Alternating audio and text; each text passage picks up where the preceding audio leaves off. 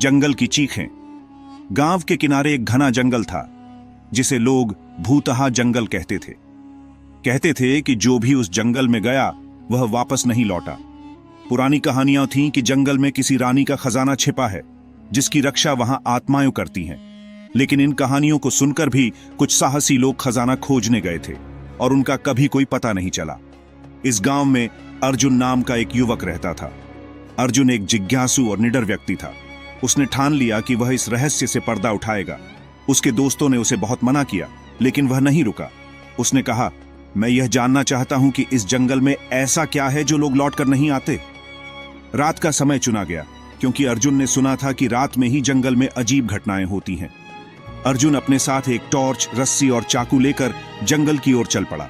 चांदनी रात थी, लेकिन जंगल के अंदर घुसते ही घना अंधेरा था। हर तरफ झींगुरों और उल्लुओं की आवाजें थीं। जंगल में चलते हुए अर्जुन को ऐसा महसूस हो रहा था जैसे कोई उसे देख रहा हो। वह रुक गया और चारों तरफ नजर दौड़ाई, लेकिन उसे कुछ दिखाई नहीं दिया। उसने सोचा कि यह उसका भ्रम है और आगे बढ़ गया। थोड़ी देर बाद उसे एक पुरानी पगडंडी दिखाई दी जो जंगल के गहरे हिस्से की ओर जा रही थी। उसने उस पगडंडी पर चलने का फैसला किया। चलते चलते उसे ऐसा लगा जैसे किसी ने उसका नाम पुकारा हो। आवाज धीमी और डरावनी थी, अर्जुन। वह तुरंत पीछे मुड़ा, लेकिन वहां कोई नहीं था। अब उसे डर लगने लगा था, लेकिन उसने हिम्मत नहीं हारी। थोड़ी दूर चलने के बाद उसने देखा कि पगडंडी दो हिस्सों में बंट गई है। उसने दाईं तरफ का रास्ता चुना। जैसे ही वह उस रास्ते पर आगे बढ़ा, उसे दूर एक हल्की रोशनी दिखाई दी। रोशनी किसी मशाल की तरह लग रही थी। वह धीरे धीरे उस रोशनी की ओर बढ़ा। वहां पहुंचने पर उसने देखा कि एक पुराना टूटा फूटा मंदिर खड़ा था। मंदिर के दरवाजे पर बड़े बड़े पत्थर पड़े थे, जैसे कोई अंदर जाने से रोक रहा हो। अर्जुन ने दरवाजे को धक्का दिया और अंदर चला गया। अंदर चारों तरफ धूल और मकड़ियों के जाले थे। मंदिर के बीचों बीच एक पत्थर की मूर्ति थी, लेकिन उसका चेहरा क्षतिग्रस्त था। मूर्ति के पास एक पत्थर की पट्टियां पड़ी थी जिस पर कुछ लिखा हुआ था। अर्जुन ने उसे पढ़ा, जो भी यहां प्रवेश करेगा उसकी आत्मा इस जंगल में कैद हो जाएगी। अर्जुन के रोंगटे खड़े हो गए। उसने सोचा कि शायद यह लोगों को डराने के लिए लिखा गया होगा। तभी उसे मंदिर के एक कोने से किसी के चलने की आवाज सुनाई दी। उसने टॉर्च की रोशनी उस ओर डाली, लेकिन वहां कुछ नहीं था। अब अर्जुन को महसूस हुआ कि वह अकेला नहीं है। उसने जल्दी से वहां से बाहर निकलने का फैसला किया, लेकिन जैसे ही वह बाहर जाने के लिए मुड़ा, मंदिर का दरवाजा अपने आप बंद हो गया।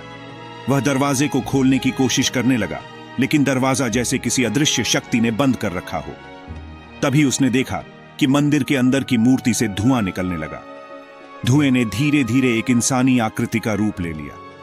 वह आकृति एक महिला की थी जो सफेद कपड़े पहने हुए थी। उसका चेहरा बेहद डरावना था। महिला ने गुस्से में अर्जुन की तरफ देखा और कहा, तुम यहां क्यों आए हो? यह स्थान तुम्हारे लिए नहीं है। अर्जुन ने डरते हुए पूछा, तुम कौन हो? महिला ने कहा, मैं इस जंगल की रक्षक हूं। वर्षों पहले मेरा जीवन यहां बलि चढ़ा दिया गया था। जो भी इस जंगल में आता है उसे मैं कैद कर लेती हूं ताकि वह मेरे दर्द को समझ सके। अर्जुन ने हिम्मत जुटाकर कहा, मैं यहां तुम्हारा खजाना या तुम्हें परेशान करने नहीं आया। मैं बस सच जानना चाहता था।